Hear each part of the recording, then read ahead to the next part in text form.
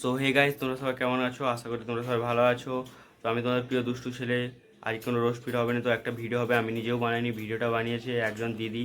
তো সেই দিদির ভিডিওটা নিয়ে আমি তোমাদেরকে দেখাবো, বাট আমি কিছু করিনি সেই ভিডিওটার পিছনে। দিদিটাই পুরো ভিডিও করেছে, বা আমি সেই ভিডিওটা দেখে আমার খুবই ভালো লাগলো। তাই জন্য তোমাদের কাছে এই ভিডিওটা পৌঁছে দেওয়ার জন্য আমি ভিডিওটা মানে করলাম আর কি, না হলে আমি করতামই না।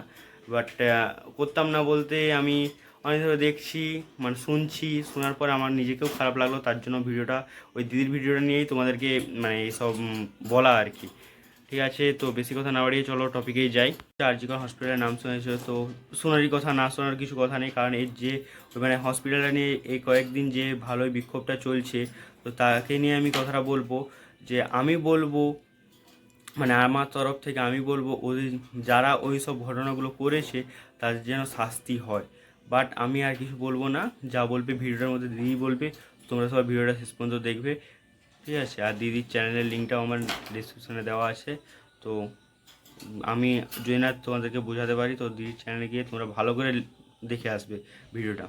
মেয়েরে তুই খেটে খাবি, মাঠে করবি চাষ, দুদিন পর দেখতে পাবো মাঠের মধ্যে লাশ।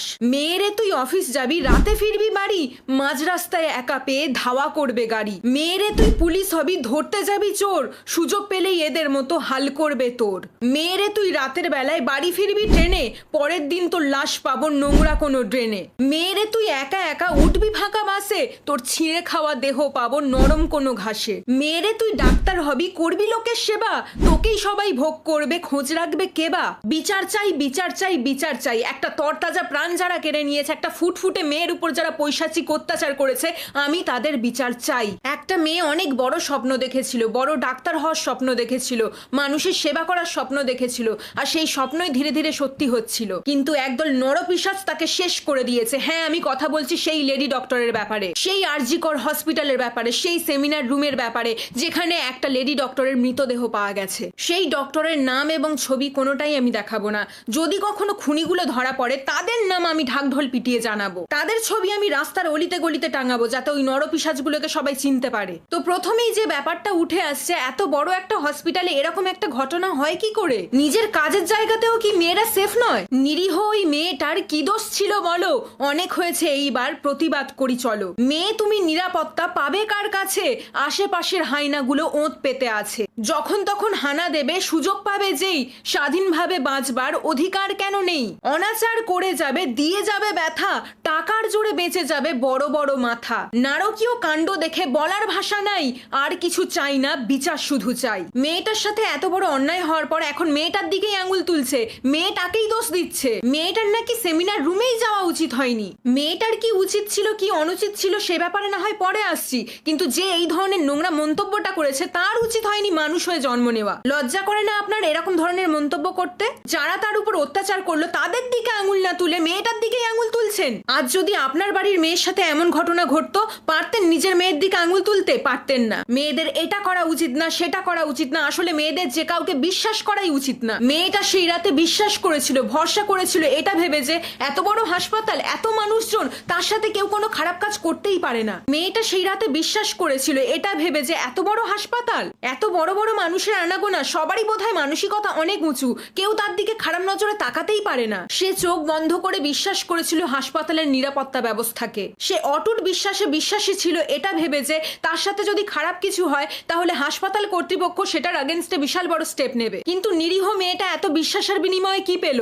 পৈশাচিক অত্যাচার, অসহ্য যন্ত্রণা, এক বুক চাপা কষ্ট নিয়ে মেয়েটা চলে গেল। মেয়েটার উপর ওই নরপিশাচগুলো এতটাই অত্যাচার করেছে যে সেটা বলে বোঝানো যাবে না। তার গলার হাড় ভাঙা, গোড়ালির হাড় ভাঙা, শরীরে অজস্র আঁচড়ের দাগ পাওয়া গেছে। ভাবলেই গা শিউরে উঠছে, তাই না? শিউরে ওঠারই কথা। মেয়েটার শরীরে এত আঁচড়ের দাগ পাওয়ার পরেও একদল সেটাকে আত্মহত্যা বলে চালাতে চেয়েছিল, কিন্তু পারেনি। সত্য কখনো চাপা থাকে না, পাপ বাপকেও ছাড়ে না। এই হত্যাকাণ্ডকে ঘিরে অনেক বড় ষড়যন্ত্র চলছে, আর সেটার বিরুদ্ধেই আমার এই প্রতিবাদ। এত বড় একটা হসপিটালের ডাক্তার ছিল মেয়েটা, তাকে খুন করেছে। কোনো ছোটখাটো ছিচকে এই কাজটা করেছে বলে তো মনে হয় না। নিশ্চয়ই এর পেছনে বড় কোনো মাথা আছে, তাই জন্যই না কেসটা ধামাচাপা দেওয়ার চেষ্টা চলছে। কিন্তু আমরা সেটা এটা হতে দেব না, বিচার চাই আমরা। একটা জলজ্যান্ত নিরপরাধ মেয়ের প্রাণ চলে গেছে, দোষীদের এখনই শাস্তি না দিলে তারা তো আরো অনেক মেয়ের প্রাণ নেবে। একটা খুন করে বেঁচে গেলে তাদের সাহস তো আরো বেড়ে যাবে, তারা তো আরো অন্যায় করবে। তাই প্রতিবাদ হোক, আমরা নিরপেক্ষ বিচার চাই। এদিকে আবার একটা সিভিক ভলেন্টিয়ারকে ধরা হয়েছে, সে নাকি মেয়েটাকে খুন করেছে। বাট একটা মানুষ তো এই কাজটা করেনি, একাধিক মানুষের সিমেন্ট পাওয়া গেছে। তাহলে বাকিরা কোথায় লুকিয়ে বসে আছে? তাদেরকে ধরা হোক। এই খুনের পেছনে আদৌ সিভিক ভলেন্টিয়ার নাকি অন্য কোনো বড় মাথা লুকিয়ে আছে? এই সবকিছুর সঠিক তদন্ত করা হোক।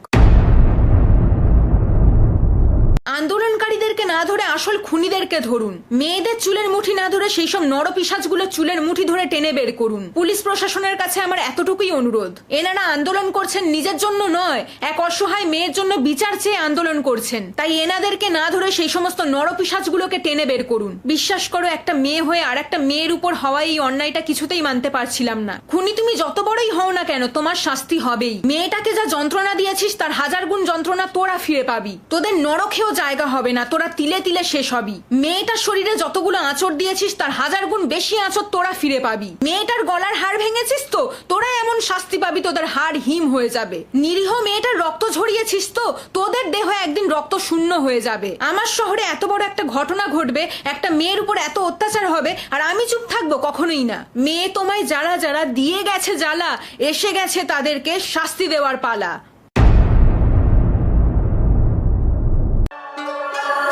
On the beat.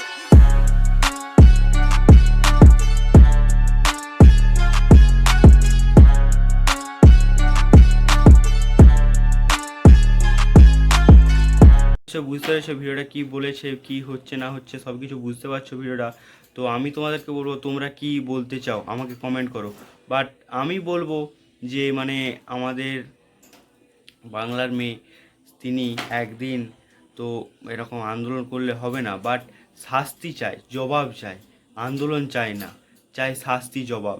আন্দোলন করলে কোনো অপরাধী সামনে আসবে না।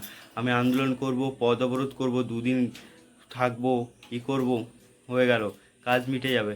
কিন্তু না, ওইসব কিছু চাই না। আমি শাস্তি চাই, জবাব চাই, অপরাধীকে চাই, আর কিচ্ছু চাই না। মানে এটাই আমাদের ভারতবাসী। নাহলে ভারতবর্ষের কোনো মেয়ে একটা ঠিকঠাক করে নিজের পায়ে নিজেকে ভরসা করে কোথাও বেরোতে পারবে না। কারণ জানে যে একটা ছেলের জন্য 10টা ছেলে খারাপ হয়। সেরকম ভাববে যে আমি রাস্তা দিয়ে যাচ্ছি, সাইড দিয়ে একটা কোনো মেয়ে যাচ্ছে, দেখবে ছেলেটাকে এই বাবা ছেলেটাকে এরকম হয়, ঠিক আছে।